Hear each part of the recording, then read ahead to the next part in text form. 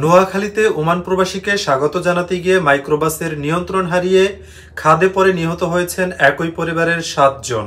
এই ঘটনায় সারা দেশে তৈরি হয়েছে ব্যাপক চাঞ্চল্য। চলুন দর্শক, এ বিষয়ে বিস্তারিত জেনে আসি। ওমান প্রবাসী 3 বছর পর দেশে ফিরছিলেন। তাকে স্বাগত জানাতে লক্ষ্মীপুর থেকে ঢাকা গিয়েছিলেন তার পরিবারের লোকজন, কিন্তু ফেরত আসার সময় নোয়াখালীর বেগমগঞ্জে মাইক্রোবাসের নিয়ন্ত্রণ হারিয়ে সড়কের পাশের খাদে পড়ে নিহত হয়েছেন একই পরিবারের 7 জন।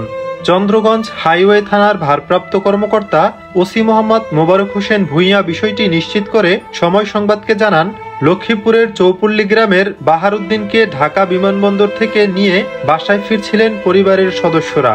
ভোরে নোয়াখালীর বেগমগঞ্জ থানাধীন পূর্ব চন্দ্রগঞ্জের জগদীশপুরের হাইস মাইক্রোবাসটি নিয়ন্ত্রণ হারিয়ে খালে পড়ে ডুবে যায়। কয়েকজন বের হতে পারলেও বাকিরা ভেতরে আটকে পড়ে মারা যান। নিহতরা হলেন প্রবাসী বাহারুদ্দিনের নানি ফয়জুন্নেসা, মা মুর্শিদা বেগম, স্ত্রী কবিতা বেগম, ভাবি লাবণী বেগম, ভাতিজি রেশমি আক্তার, ভাতিজি লামিয়া আক্তার ও মেয়ে মিম আক্তার। প্রবাসী বাহারুদ্দিনের বাবা আব্দুর রহিম সময় সংবাদকে বলেন, ড্রাইভার বারবার ঝিমাচ্ছিলেন।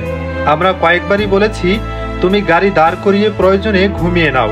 সে বলেছে যে সমস্যা নেই, যাইতে পারবো। তিনি বলেন, যাইতে পারবো বলার পর রাস্তায় কয়েকবার এমন হয়েছে যে ঘুমাতে ঘুমাতে আবার ঝটকা দিয়ে সজাগ হতো। চৌমুহনী আসার পরও আমরা বলেছি তুমি দরকার হলে কতক্ষণ ঘুমিয়ে নাও, আমাদের এভাবে যাওয়ার প্রয়োজন নেই, কারণ তোমার চোখে ঘুম খুব বেশি। এভাবে বাংলা বাজার আসার পরও আমরা তাকে ঘুমাতে বলি। এরপর হঠাৎ ঘুম থেকে ঝাটকা দিয়ে উঠে সে গাড়ি পাশের খাদে ফেলে দেয়।